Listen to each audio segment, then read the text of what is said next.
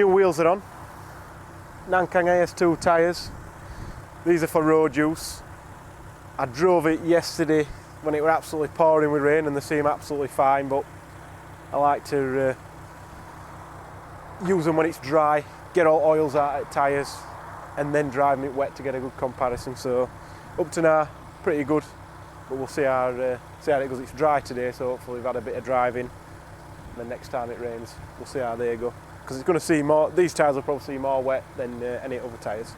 So the other interesting thing that's going on today, that we've not really announced or anything yet, because we're having a little bit of trouble with it, we were offered a 4-wheel drive dyno. Same as what we had before, Dyno Dynamics, but 4-wheel drive, same as what John Sleeth's got. Looks like we're not the same software version that he's on as well. So we're going to try run it now, because tyres make a bit of a difference on these sort of cars, and we'd already sold other wheels to my cousin who won't leave me alone. So I've gave him them wheels, which has messed up my testing a bit, because I didn't really want to run it on ours first and do what we're doing, but we're going to run it on our dyno now as it is. So this is exactly as it came from John Sleeth's before.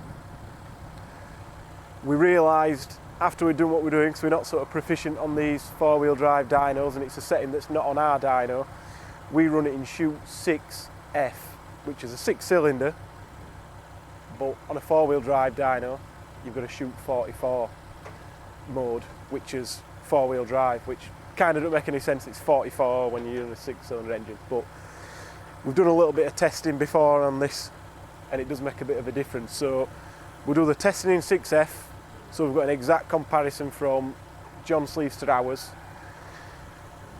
Run it up in chute 44, get what we need from that, and then what we'll do, we'll put the Cp3 pump on, which we'll go over and have a look at what we're going to do with that and try and record the installation of that as well. But we'll do that, and then when we've finished it, we'll put it on again, do the back-to-back testing, make sure we're logging everything and doing everything we need to do. Then we'll try and go over to John's and get another comparison, because obviously we'll have a comparison what it was like before with the other tyres on, but we want to get it exactly the same, so everything's identical. We'll see how we go on. I think for these tests we might as well leave the water injection off, because that throws some of our sort of data logging, throws it out a little bit, and it's not 100% comparable every time. I don't want the water injector to run out either and cause any problems, so we'll leave that off. We'll go for that, we'll go for the baseline figures. So we'll get in the dyno and we'll go from there.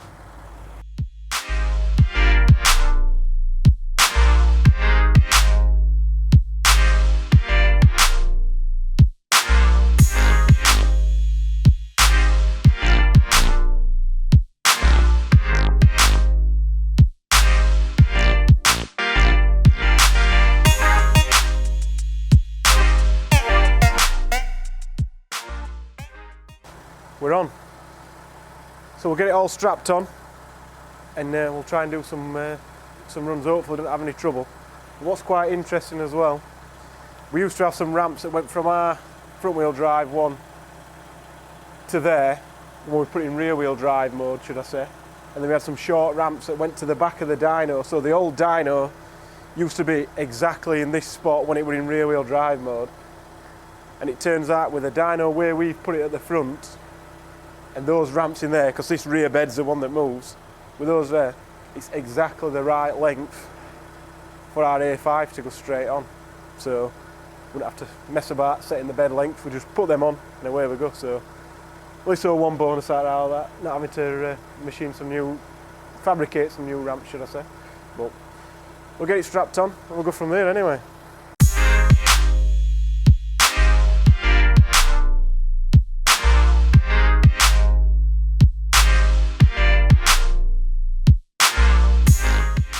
Right then, so we've finally got the dyno behaving, and the A5, it's on the same file that it left the dyno on before.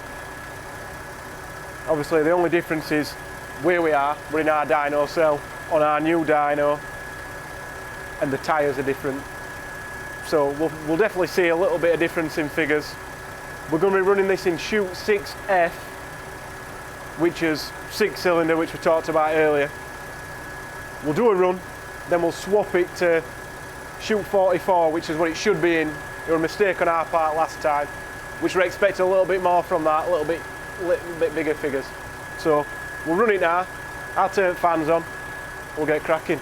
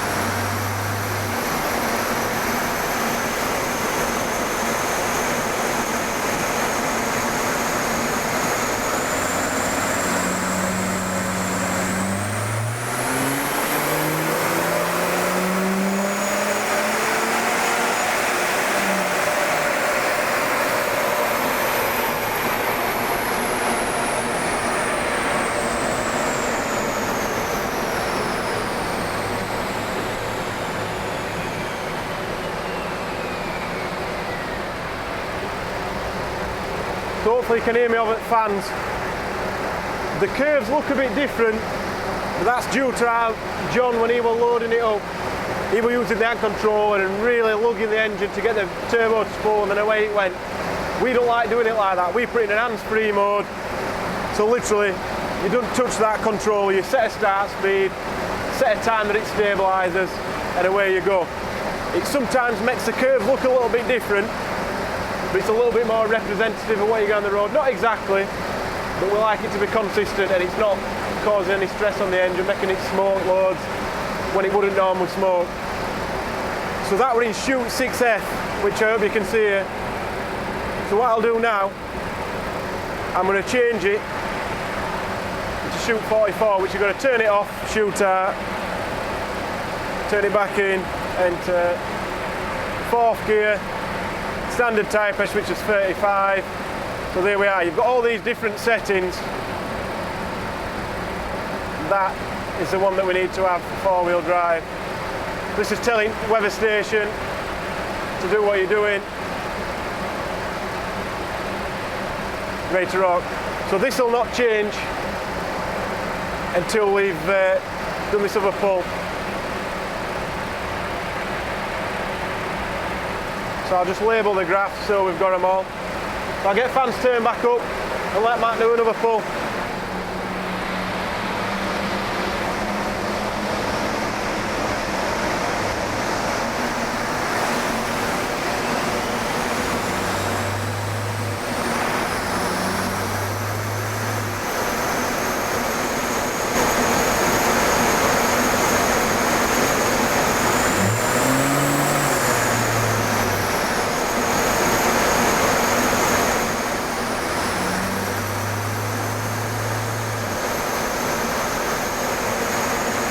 Pressure's getting to it.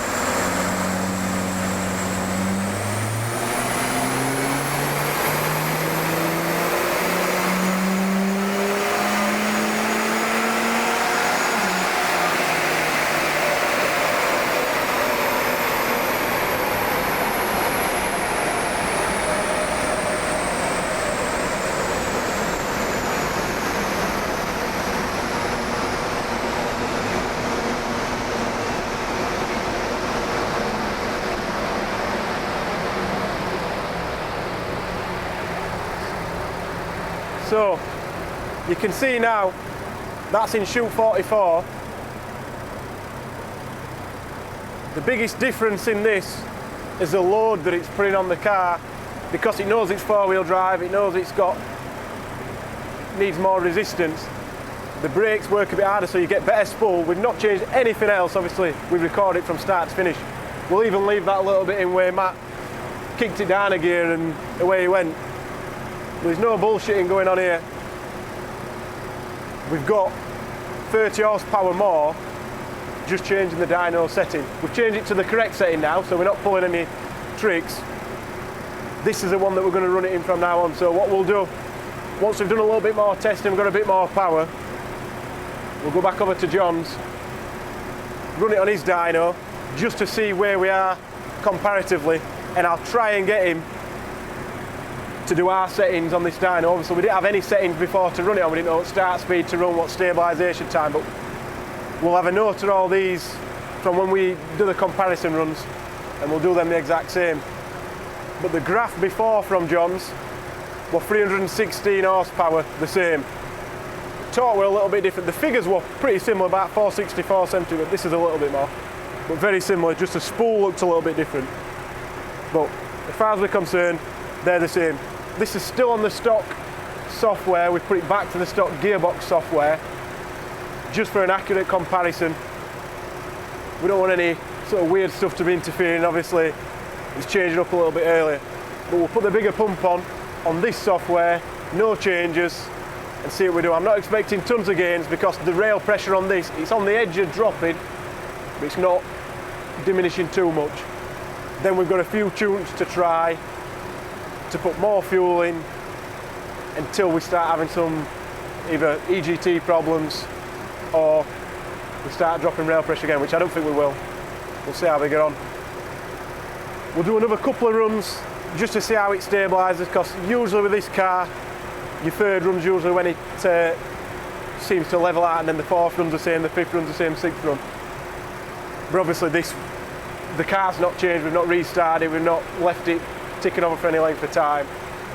So we'll do another couple of runs and just see how they fare, just so we can see. But what we did on the last run were the best curve from everyone. We picked those. We didn't pick the lowest on one and the highest on another, it was just the best one every time. So we'll do another run now, or two more runs, see how we get on.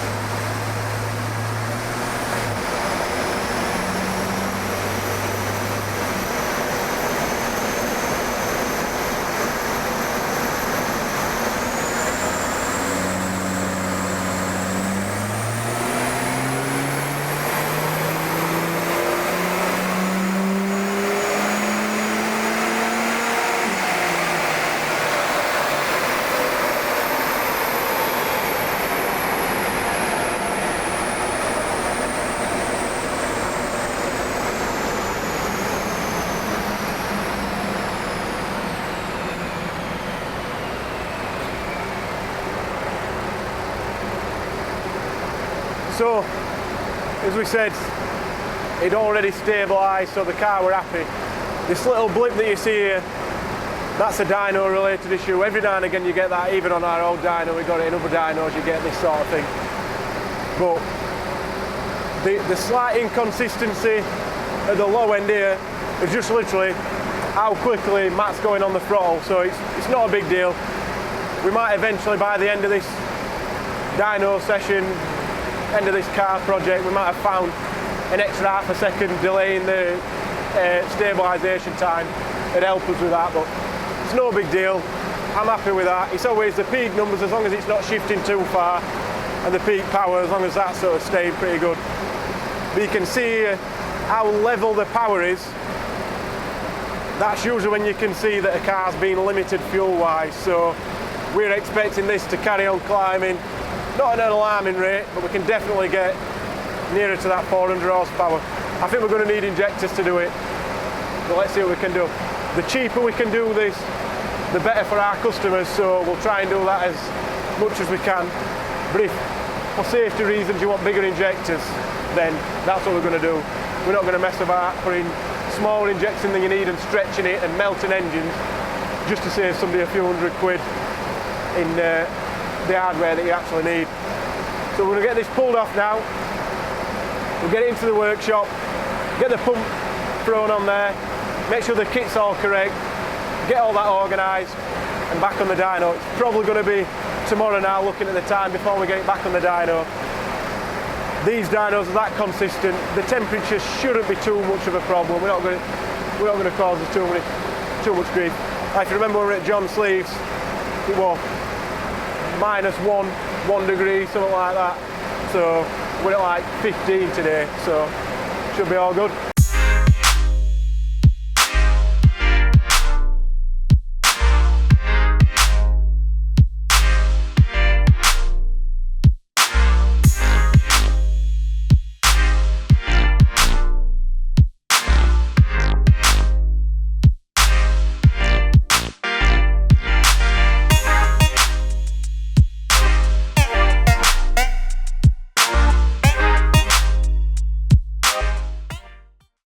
Right then, fuel pump time.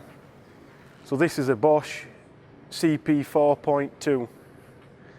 This is what the V6 engines and the V8 engines have. So the 4 cylinders have got a CP 4.1, which is just one plunger, not two. These are notorious when you've got bad fuel for failing and causing loads of problems. You've got little DLC coated rollers that just drop to bits and send everything through your entire fuel system, which is like £5 grand on a V6 engine to replace maybe. So this one's off a later engine which is driven in a slightly different place. It's not got the same type of pulley arrangement that we've got, but in essence it's the same pump, same size, operates at the same pressure, 1800 bar. This is an R70, which R right hand rotation 70 is 0.7 cubic centimetres of displacement per revolution. So we've got a couple of little upgrades for these if people are pushing them to the end. We tested it on our A5, got like another 10 horsepower or something like that. Not everywhere, because we were fuel limited at every RPM, but not too bad at low end for the torque. So when we want to get big power, we want to ditch this and put in a CP3 pump. Now the CP3 pump gets its name from the plungers, which it's got 3. So every revolution you've got 3 plungers giving a pressure wave to the rail. So these work a little bit differently than these ones in the fact that this here is a gear pump on the back, which is a feed, so you get a low pressure feed into the pump. The gear pump makes it 4 bar or something like that, pushes it into your engine. These have not got that, so these run an higher pressure lift pump. Efficiency thing again, you can control an electric pump with pulse width modulation. You can make it run at full speed. When you're full throttle, you make it run at low speed at idle, so you're not wasting any energy. That's the reason they moved away from these to this. It's not because this is superior, this is more efficient. There's less pumping going on inside this pump. There's obviously more control over the low pressure pump. Sorry, the high pressure lift pump, so which is low pressure compared to this. So it's an efficiency drive. When you want in power, you want this. This is what we run on the Arosa. It's what we run on all our big power 2 litre engines. Not the exact same one, it's a slightly different one so that we can get it to bolt on. The earlier V6s had this. In between, these are pumping between this, which is a CP1H, which is the high pressure version, because the CP1s were on old dinosaur engines. The original common rail stuff had CP1s. The CP1H was a revision of that, which sat in between this. It sort of must have been before Bosch had quite got these nailed, but they knew these weren't efficient. They had to come up with something quick that would fit in between, which those CP1s, they're not as good at doing the pressure because they're normally 1600 bar cars, same as this, but the CP1H won't take the pressure like a CP3 will. We run these at 2500, 2600 bar on a Rosa, no problem. These, you can't get that sort of pressure just because the pump just won't deliver it at all. The CP1H, past 1800 bar, they start dropping off anyway, which you don't want to run standard injectors past that, so it's not really a big deal. But this pump, we're going to sell it as a kit. We already do the kit for the CP1H conversion, but we'd never fitted the CP4 to CP3 conversion. We never fitted one here. We've sold a few kits to people, never got the feedback we wanted, that, oh, you need X, Y, Z to make it fit. They've just bought the kit, done what they need to do, got them fit, got them running, and away they go, and not really gives any feedback. So these are the bits that we're hoping to fit. Now, one of the distinct differences between a CP3 and a CP4 is the number of outlets. You've got one on a CP3, you've got two on a CP4, 4.2 should I say. So we wouldn't have to change the complete rails and everything. We supply a blank that you're going to put on there to blank off the extra input to the rail. The rails are already joined together with a pipe. Even when they've got one going to each side, they still join them to keep the pressure equal among both rails. So blank that off, that should be fine. Bit of bracketry to get it to work. The pulley off the cam and the pulley off the pump need changing to suit this because the gearing's slightly different, which I think we get away with just running it however we want to. We could mix and match them as long as we've got the right belt and tension to suit. But we're just going to put everything as CP3 is, just so that if you wanted to order any spare parts, you just need to order them for an earlier engine. So you just contact us and just say, I got your CP3 kit, I need X, Y, Z. We can say, use this registration or VIN number to order your parts. Everything related to that has been upgraded. The one thing that is different on a CP3 car, they've got this big heavyweight, I don't know how much this weighs, we ought to have weighed it before we started filming, but it's a good kilo and a half, which when your car weighs 1700 kilograms, whipping that away from front end wouldn't hurt. This is a flywheel that they have on end of this pump pulley. I think it's like that, and that must be there to stop sort of the oscillations, the pressure waves, and keep this pump spinning when it's at high loads. But this would actually drop by Volkswagen at some point during production, so we're not going to fit it because we're not taking weight out in one place and putting it back in another. Just a bit silly. So when the car's sorted and we're happy we've got a nice baseline, we'll get it in and we'll get some recordings fitting all this stuff. Hopefully it all goes to plan. The product will be updated on the website to reflect what we need to fit. We're hoping we don't need to fit these covers. Might just be able to get away with modifying original ones, but if it's going to be too much of a modification, we'll just we'll see how we get on and we'll just supply them as part of the kit. But it's not detrimental to have it perfectly sealed unless you're thinking of dropping it in gravel or going sand racing. We're well aware that the fuel pump were limiting us before.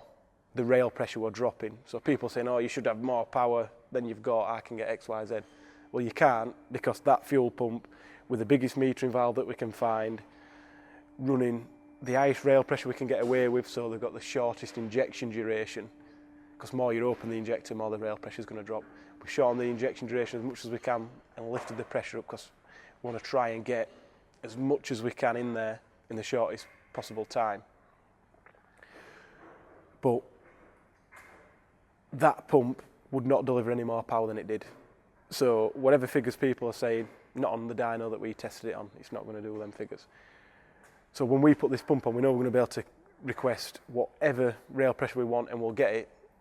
But obviously then the next limitation after this is going to be the fuel injectors, because you're going to tip past a certain point where you're injecting after top dead centre or too close to top dead centre, and you're going to start getting high exhaust gas temperatures just because you're opening the injector for too long.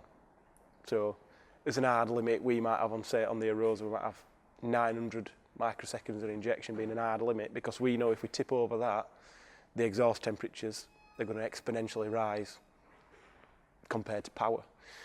Because that's, you've got a point where you've got diminishing returns. You might be able to add 100 microseconds of fuel. That might give you 50 horsepower.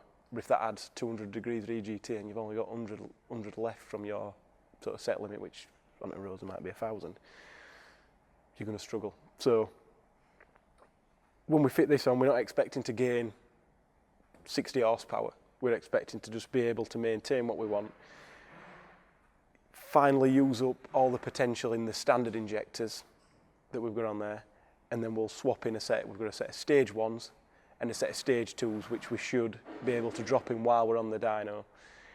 Whether we get a chance to do that in one sitting, we're not too sure. Now we've got the 4-wheel drive dyno and it seems to be behaving. We can take it off, do a bit of road testing and make sure, and then put it back on. But if we can just hot swap them and put the Cp3 on, put it on the dyno, run it, get whatever power we get, stick the stage 1s in, get whatever power we get, and if we find that we're maxing those out before we max the turbo out, because we need to be sort of knocking on the 400 horsepower door to be happy that the turbo's maxed out, then we'll get the stage 2 injectors in there. But I think, to be fair, we're going to be at the limit of the standard, of the stage 1 injectors and the turbo at a pretty similar time. So we'll see how we get on, but we'll do whatever testing, and if anybody's got any suggestions to what they want to see tested, we can do it within reason. Obviously taking the engine completely to bits, put it together because one person wants to is a bit difficult, but if somebody comes up with a test that we think is a fair test, something that's worth doing, we can do it. There's obviously a lot of rumours floating around on the internet that people repeat to us on a daily basis that we'd like to quash. Like we were talking about earlier, that the fuel lift pump situation, people say, oh, put 2 Bosch 0440 pumps, which is a petrol pump anyway, an high pressure petrol pump, put 2 of those on and you can gain power from this. It's impossible. Put whatever pressure you want behind it, put whatever flow you want behind it. The limitations in the pump and how much it can deliver. So you can put 10 lift pumps on it, the high pressure fuel pump's the problem. So that's one thing that we know for certain. We thought the last video would stop people saying stuff like that, but people are still saying you could have got more power from this pump. Not on that car, not on that dyno. The tuning is irrelevant. You open the injector, you tell it to do some fuel. If it's not doing it, not creating power, the fuel pump just can't take it. So we'll see how we get on, and we'll go from there.